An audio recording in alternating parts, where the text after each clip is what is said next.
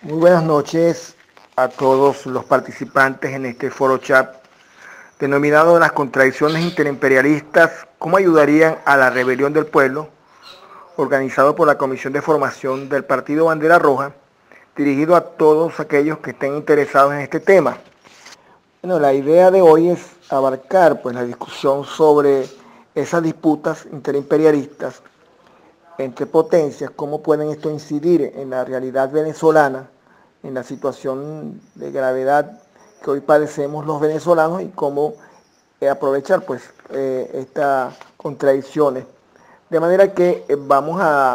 en este tiempo a ubicar cómo esas disputas entre potencias pueden hacer que se acumulen y se anulen, y de esa manera permitir una mayor libertad para actuar por parte de los sectores que queremos el cambio en forma independiente y lograr que esto se produzca. El otro elemento de análisis es cómo sacar provecho de esas reservas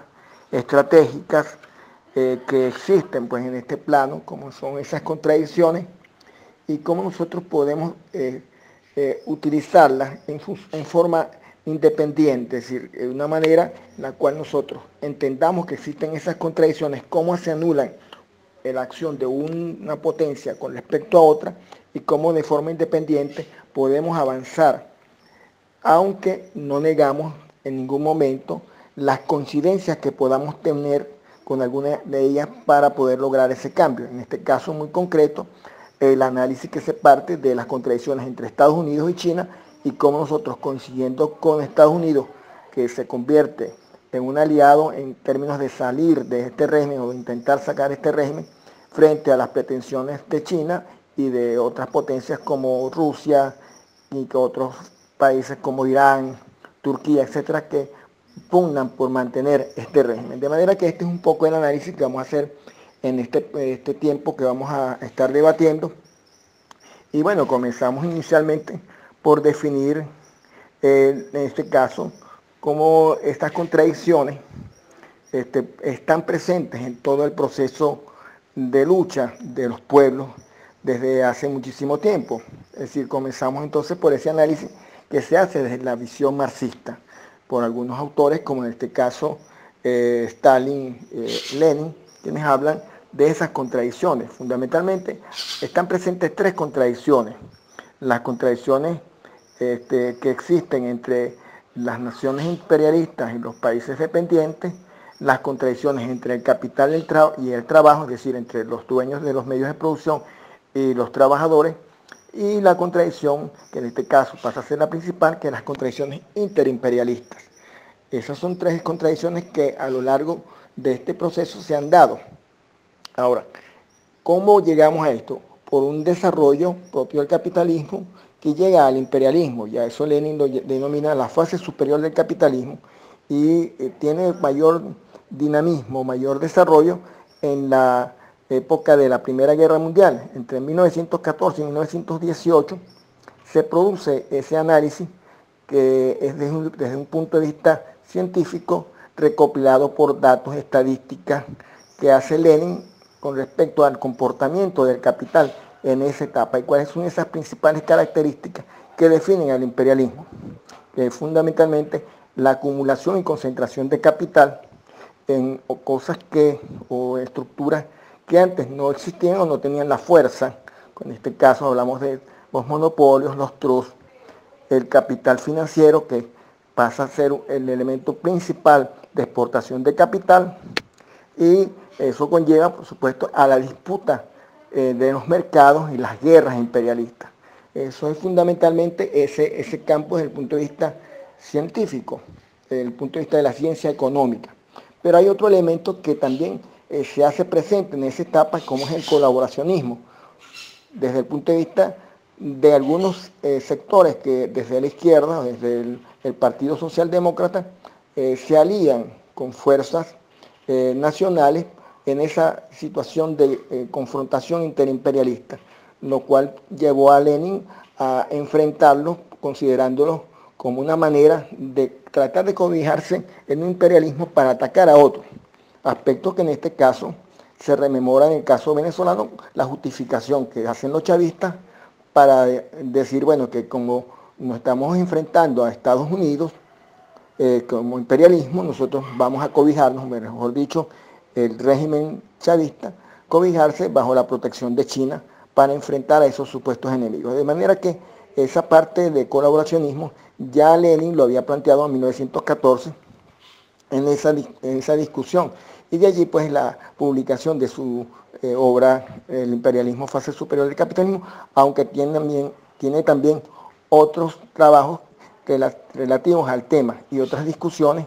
en relación con este problema de la concentración y el papel del capital financiero, que también hubo otros autores que también hicieron referencia a esto. De manera que, bueno, en esa parte vamos a ir desarrollando en los sucesivos audios los otros aspectos. Siguiendo con el análisis del imperialismo, de lo que en su parte histórica se refiere, podemos decir que luego del siglo XIX, donde Inglaterra es fundamentalmente una potencia con características imperiales, ya en el siglo XX, luego del proceso de la Segunda Guerra Mundial, deja de tener el monopolio absoluto de esta característica imperialista, y ya en este sentido esa característica de esas contradicciones interimperialistas denomina que hay un solo imperialismo en términos de su característica. Entonces el imperialismo que se enfrenta a Lenin en su momento, en la Primera Guerra Mundial, va a ser el mismo en el cual se enfrenta Stalin en la Segunda Guerra Mundial, donde por cierto hay que decir que una de las naciones con mayor aporte en lo que se refiere a vidas humanas frente a lo que fue el enfrentamiento a Hitler en la Segunda Guerra Mundial fue la Unión Soviética. De manera que, bueno, es un aporte importante dentro de esas contradicciones, y que en ese aspecto, luego de finalizar la Segunda Guerra Mundial, Estados Unidos se convierte en la primera potencia mundial, producto de esa guerra, pero también del desarrollo tecnológico que había desarrollado en función del incremento de lo que es la industria militar. Y viene allí la división ya de los espacios. Recordemos que en la Unión Soviética llega triunfante a Alemania, llega al Berlín, libera los campos de concentración de los judíos, toda esta cuestión que recientemente hemos visto, y empieza esa división de los territorios que después se llamó la llamada cortina de hierro por parte de los sectores que consideraron a la Unión Soviética como su enemigo ideológico, y se desarrolla la llamada Guerra Fría en términos de esa disputa, de esa discusión, y que luego, en 1990, a la caída de la Unión Soviética, se consideró que ya esa teoría del imperialismo no tenía vigencia, porque ya había un Estado o un imperialismo absoluto por parte de los Estados Unidos. Sin embargo, el desarrollo de China a lo largo de ese proceso, de lo que fue su conformación de las zonas económicas especiales, el desarrollo de su ingreso a la Organización Mundial de Comercio, lo que fue la denominación de nación más favorecida por parte de Estados Unidos, y todo el desarrollo industrial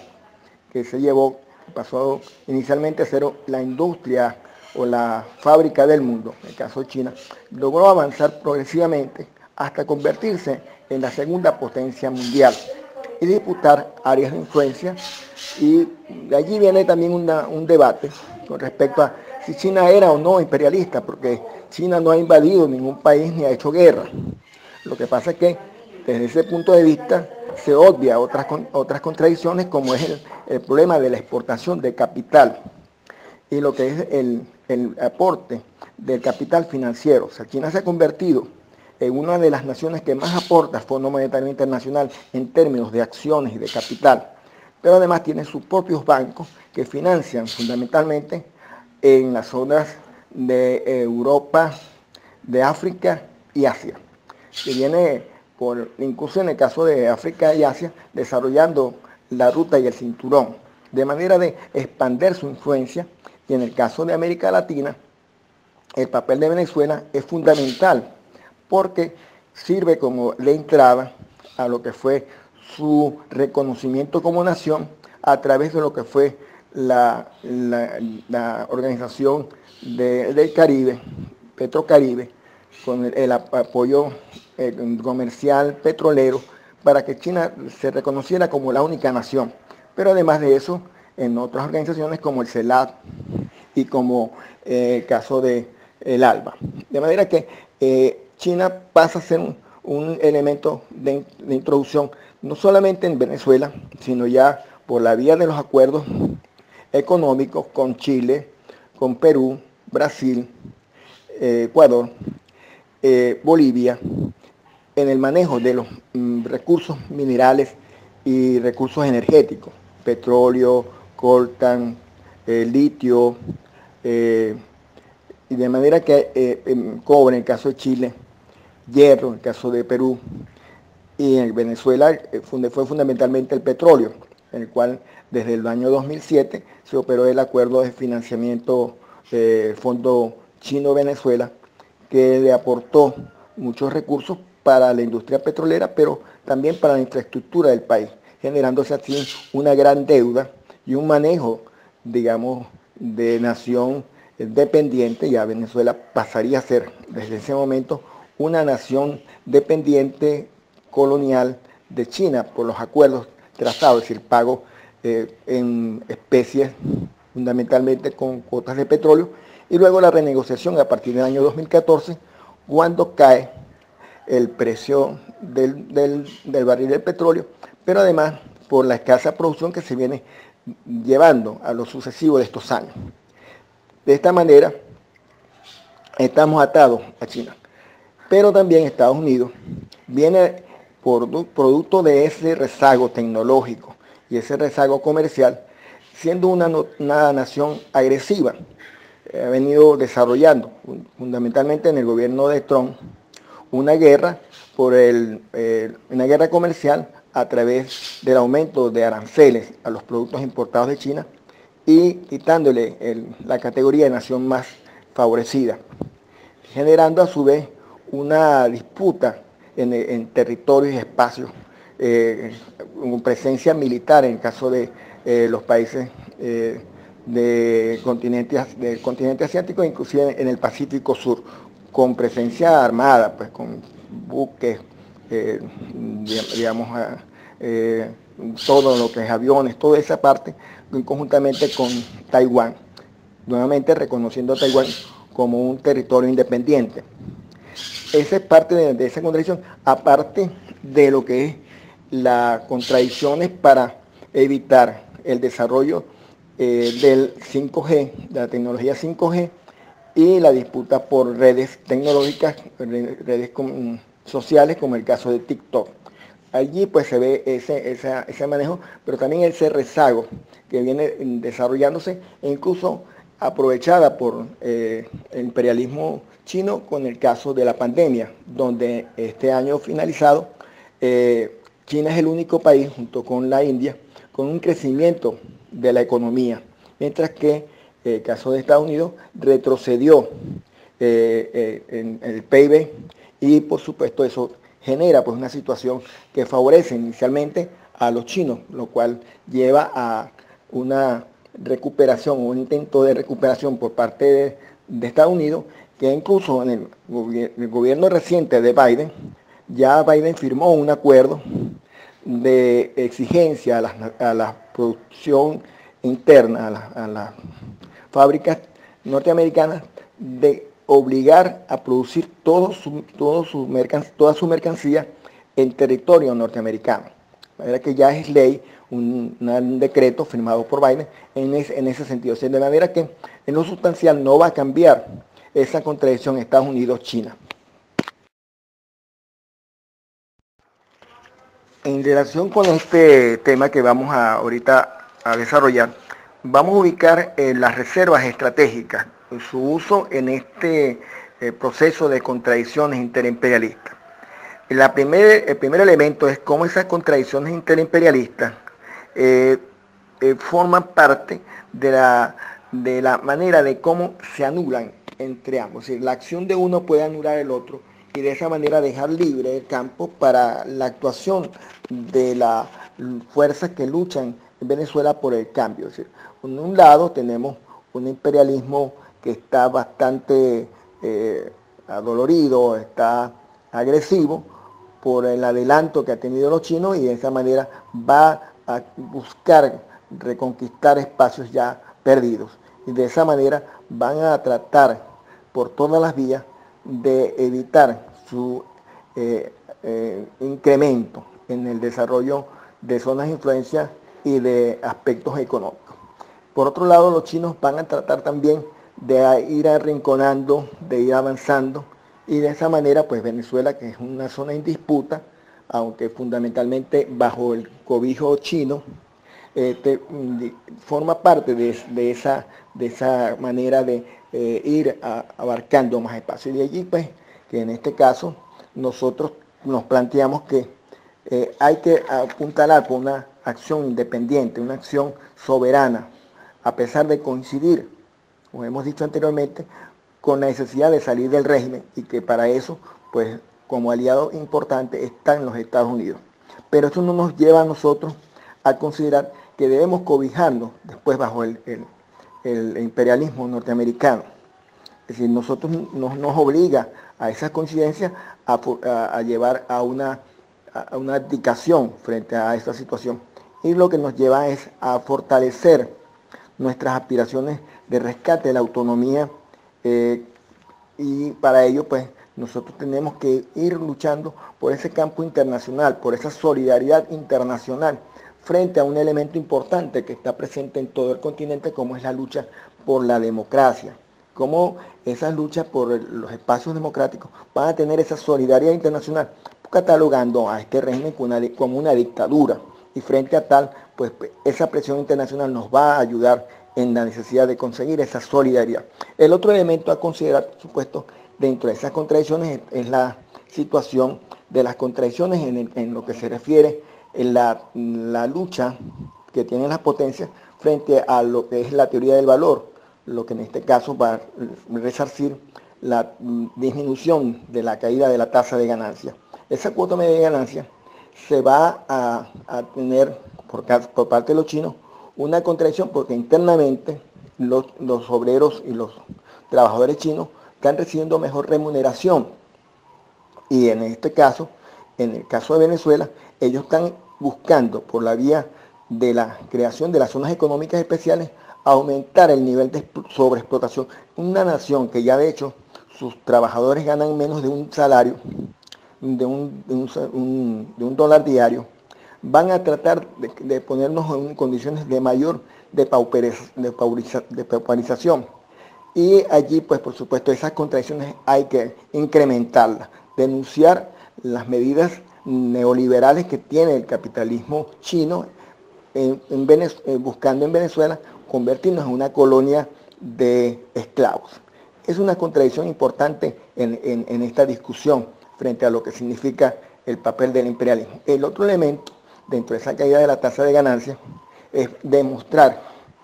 que esto no es un gobierno comunista o socialista como ellos se plantean o se hacen difundir a nivel mundial para lograr el apoyo de las fuerzas progresistas del mundo, que están enfrentados entonces al imperialismo y que hay que respaldar al gobierno de Maduro. Nosotros tenemos que demostrar ante el mundo que este es un régimen que aplica una política neoliberal. Lo hemos visto en los términos de desaparición del salario, de las condiciones laborales paupérrimas que tiene la población en general, y lo que en este caso significa lo último frente a las universidades, el cambio de orientación frente a las carreras que deben estudiar. Estos son elementos para el debate también. Cómo aprovechar estas cuestiones para difundir, y cómo nosotros debemos aprovechar para difundir que este no es un gobierno comunista, aunque muchos anticomunistas contribuyen frente a esa cuestión descalificando a quienes nosotros luchamos por un cambio social y que tenemos una orientación socialista, marxista-leninista, pero que nosotros sabemos que esto, y eso es parte del debate, no constituye un elemento para entrar en alianzas con diferentes sectores frente a un programa común que nosotros estamos llamando gobierno o un programa de reconstrucción nacional que tiene como base fundamental la reconstrucción del país con la producción, el incremento del salario a lo que establece en la Constitución, que es el artículo 91, que son las condiciones para obtener la canasta básica, y que ese incremento del salario va a desarrollar la demanda interna y la oferta. De manera que ahí vamos desarrollando una cuestión que tiene que ver con esa potencialidad, incrementando a su vez el desarrollo de una fuerza laboral, en este caso de la clase obrera, a la vez de que nos oponemos al pago de la deuda, que es otro elemento que también está dentro de las contradicciones internacionales, porque el mundo está girando frente a un problema que ya se evidencia con la pandemia frente al problema de la deuda. Naciones europeas superan más del 100% del PIB su deuda externa, Italia, Grecia, Francia, que tiene como elemento fundamental que esa deuda externa se paga disminuyendo la demanda social. Entonces, el pago de prestaciones, de servicios públicos, de salud, todo esto también es un hervidero mundial porque la gente se está luchando por sus condiciones de vida. Y esto es parte también de lo que nosotros vivimos en Venezuela, de esa situación de la deuda que el gobierno, el régimen venezolano mantiene con el gobierno chino y que se paga puntualmente a costa del sacrificio de los venezolanos.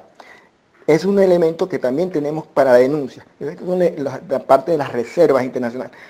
Aprovechar esta circunstancia, estos elementos, nos va a permitir tener claridad de cómo salir de esta situación. Buscar esa alianza en términos de difundir estos propósitos que nosotros como partido tenemos, es la tarea. De allí pues también es importante la organización del partido y de la difusión en los sectores amplios y democráticos del país en relación con la necesidad de tener una respuesta unitaria, pero a favor de las mayorías. De manera que ese programa, esa lucha, tiene que ser a favor de una transformación que beneficie a la población mayoritaria del país. Eso es fundamentalmente lo que nosotros decimos. ¿Cómo aprovechar entonces esas contradicciones? Buscar fundamentalmente que no se pague la deuda. Una moratoria sería el elemento fundamental para lograr eso. El otro es la lucha por la instalación de la democracia. Permite entonces buscar la solidaridad internacional de los venezolanos y denunciar al chavismo como dictadura. Dentro del marco internacional, desenmascarar ante el mundo que aplica una política neoliberal, aplica una política sanguinaria de destrucción de las fuerzas de trabajo, del salario, que atenta contra los derechos humanos, que aplica un régimen represivo, y que estos son elementos para lograr esas alianzas y esa salida frente a lo que es en este momento el elemento fundamental para entender esas contradicciones y cómo incidir de una manera positiva hacia un cambio en el país.